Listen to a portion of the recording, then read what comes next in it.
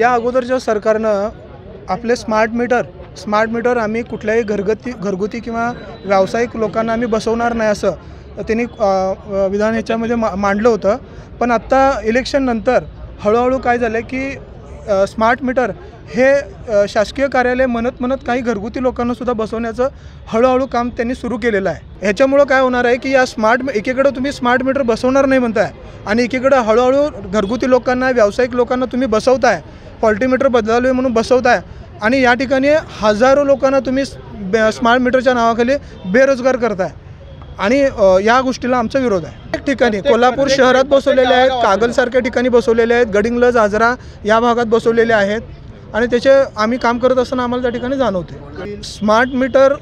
Smart मीटरमध्ये एक chip असणार, त्याचं डायरेक्टली मीटर रिडिंग हे MSCBला जाणार।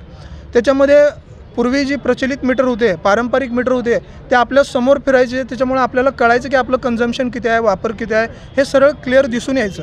आता कसं झालं आहे, वापरणार आपण पण सगळा कंट्रोल हा कंपनीकडे राहणार।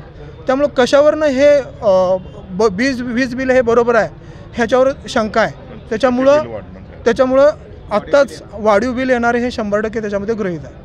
आम्ही बिलिंग आमचं कॉन्ट्रॅक्टर असोसिएशन आहे आणि आमच्याकडं साधारण हजारो मुलं मीटर रिडिंग म्हणून काम करतात। गेली 20 वर्ष आम्ही MSCBची सेवा करतो आहे आणि आता अशा पद्धतीनं हे जे चाललेलं आहे त्या पद्धतीनं त्याला एक विरोध म्हणून आम्ही या ठिकाणी आलेलो आहे।